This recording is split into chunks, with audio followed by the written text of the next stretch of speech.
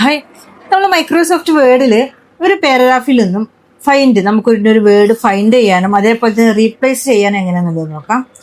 നമ്മൾ paragraph select ചെയ്ത് paragraph ആണോ അത് സെലക്ട് ചെയ്തതിന് ശേഷം നമുക്കറിയാം ഇപ്പൊ പേജ് ആണെങ്കിൽ ഈ പേജിലെ ഈ ഡോക്യുമെന്റ് നിങ്ങൾക്ക് ഒരു പെർട്ടിക്കുലർ വേർഡിന് എനിക്ക് എന്ത് ചെയ്യണം, ഫൈൻഡ് ചെയ്യണം.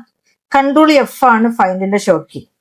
ഇപ്പൊ ഇവിടെ നമുക്ക് എന്ത് ചെയ്യണം, ഞാനൊരു വേർഡ് കൊടുക്കാൻ പോവുകയാണ്, എഡ്യൂക്കേഷൻ.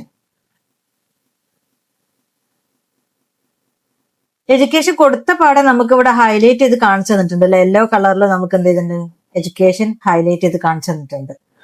ഫൈൻഡ് ചെയ്യാനാണ്. ഇനി നമുക്ക് ഇതേപോലെ തന്നെ നമുക്ക് എന്ത് ചെയ്യാൻ പറ്റും, നമുക്കിവിടെ ഹോമില് റീപ്ലേസ് ഉണ്ട്. റീപ്ലേസ് കൊടുക്കുകയാണെങ്കിൽ ഇവിടെ തന്നെ നമുക്ക് ചോദിക്കുന്നുണ്ട്, ഇവിടെ തന്നെ ഫൈൻഡും വരുന്നുണ്ട്, റീപ്ലേസും ഉണ്ട്.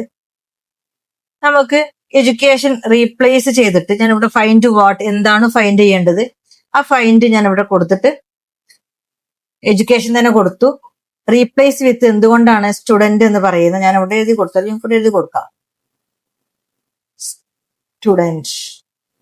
റീപ്ലേസ് ഓൾ കൊടുക്കുകയാണെങ്കിൽ മൊത്തം എന്ത് മാറും, 24 റീപ്ലേസ്മെന്റ് നടന്നിട്ടുണ്ട്. ഓക്കെ കൊടുത്തു കഴിഞ്ഞിട്ടുണ്ടെങ്കിൽ എഡ്യൂക്കേഷൻ ഒക്കെ മാറിയിട്ടുണ്ട്, എല്ലായിടത്തും എന്തായിട്ടുണ്ട്, സ്റ്റുഡന്റ് ആയിട്ടുണ്ട്. ഓക്കെ, സോ ഇതുപോലത്തെ വീഡിയോസിന് വേണ്ടിയിട്ട് നമ്മുടെ പേജ് ഒന്ന് ഫോളോ ചെയ്യാം. അക്കൗണ്ടിങ് കോഴ്സോ അല്ലെങ്കിൽ അഡ്വാൻസ്ഡ് എക്സൽ SAP ഒക്കെ പഠിക്കാൻ ആഗ്രഹിക്കുന്നുണ്ടെങ്കിൽ ഓൺലൈനായിട്ടും ഓഫ്ലൈനായിട്ടും നമ്മൾ കോഴ്സുകൾ കൊടുക്കുന്നുണ്ട്. ഫോർ മോർ ഡീറ്റെയിൽസ് കോൺടാക്ട് ചെയ്യുക.